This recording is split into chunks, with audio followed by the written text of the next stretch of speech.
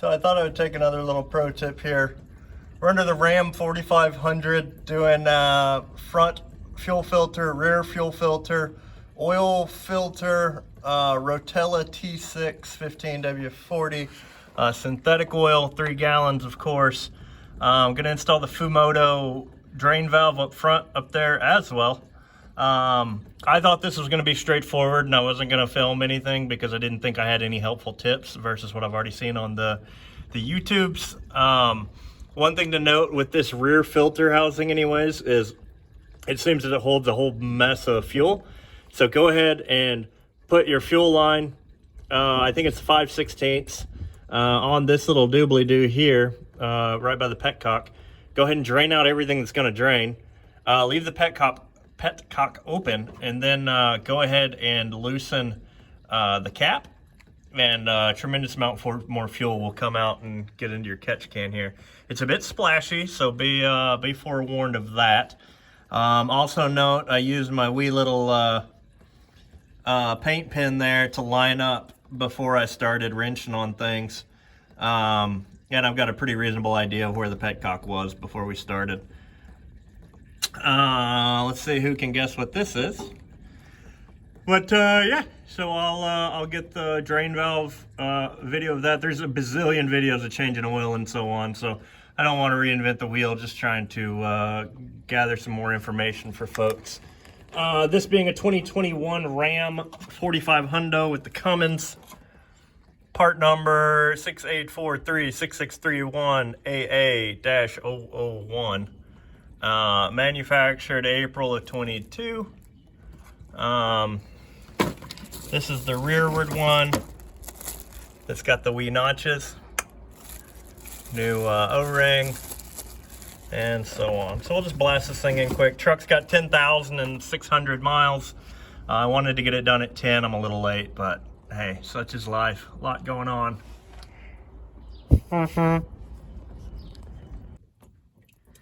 All right, here's another lesson learned. Find the appropriate size hose that goes onto the nipple of the case drain. I'm trying to catch most of it. Looks like I am catching most of it, but there'll be some mopping up to do here. Oopsie. But it is what it is. Now I know I won't do this again without having one of those tiny little clips, like a circlip sort of thing, and a hose, and I'll just leave a hose on this thing. Let it dangle down, you know, below the axle tube. Might fill with dust and stuff over time, but who knows? Maybe I put a little tiny drain plug in it, a little petcock of sorts. I don't know. Maybe a wee bolt with a cable tie on it. I don't know. Time will tell. But so far it's doing ish. And since we're at it, I'm gonna go under and I'm gonna install this Fumoto F104 M18 by 1.5 pitch thread. That's this jobber do. Comes with this wee cork little job, so on, in this little protection clip. And I'll zip that into the oil pan, so then next time I drain it, I can drain it straight into the black bucket that we saw earlier. This one.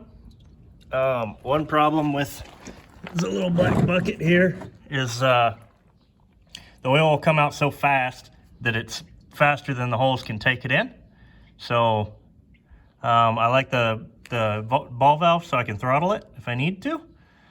And you can do it, you can throttle it without burning yourself. So I really like to have the oil at operating temp, but I can't do that very well with the current setup. So I got to get that little ball valve put in. Boop, boop. All right, that's it installed in the bottom of the oil pan. So I used, it being metric, I used my metric adjustable wrench, tightened it to 1/2 of 1 ugga-dugga, and we're set there. Check out these brakes on the 4500. Drippers. Such a cool truck, man. Out here with Big Bertha today, maintenancing. We got both fuel filters, oil filter, Fumoto drain valve, some synthetic T6 Rotella juice. I made a little pant modification today. cut just below the knee pad. So I've got like, I don't know, man, but my legs are more better today.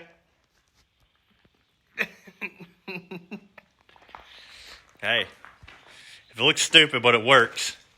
Is it really that stupid? Speaking of stupid, that fuel filter is in a real dumb location. Such is life, but getting her sorted.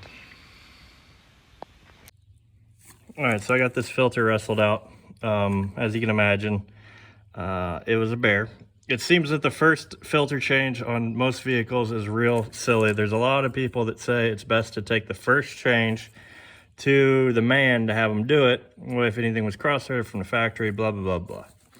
Anywho, so I got this little guy off, and you can see how much oil was placed on that O-ring. So I had to fight it to get it off, man. Real silly. But anywho, next pro tip, always label and date your filters. I put my initials on there. I'm the one that did the work, blah, blah, blah, blah, blah. So, time to lube this guy, do that. I like to put him in a Ziploc bag. I don't remember who taught me that. Maybe it was Roland Johnson. I can't remember. Rest in peace. I think he taught me this, maybe? The Ziploc bag, but it keeps you from spilling anything in the off chance that you give it a little weeble wobble, turn it or something. So I've always done that. And usually with the Fumoto fuel valve and the Ziploc bag treatment, typically I can change all the oil with spilling 2 or 3 drops at most. So things usually pan out for me in that regard. All right, I'll zip all this back together. Pretty well straightforward. Fleet Guard LF 16035 is the oil filter I'll be using. I'll go ahead and give it a little pre-fill and then tidy this all back together. Pro tip, just learned this. This is my first vehicle with remote start. I had these in my pocket and I leaned over and I hit the lock button, but I could have hit this thing and the motor would have tried to start up without any oil. That could have been pretty bad. So don't do that, or it could have tangled me up or something, but leave the keys set aside. The other thing that got really lucky was whenever the air horn is currently disarmed. Otherwise I could have just blowed out my eardrums right then. So yeah. Huh. Well, while we're at it, notice these tires are different. I thought they were the same. They're not. You can see the pattern difference now. One more thing I do to my vehicles or that I'm starting to do, is apply these super strong magnets to the side of the filter housing. I don't know if it's a wives' tale or so on, but I can only imagine that it helps as the debris roots around and wiggles around through there. It helps to hold some small debris to the side of the case.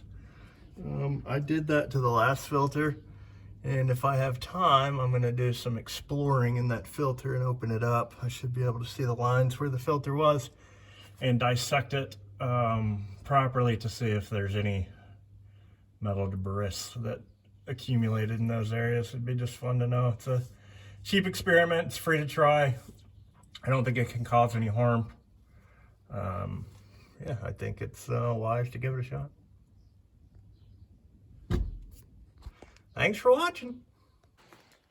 Okay, last pro tips. Find you some cardboard to lay on if you're laying in the gravel. Also, always make sure the bucket you're draining into is quantity large enough to hold what you're gathering, and then low enough, of course, so that it can be slid out from under whatever you're working on.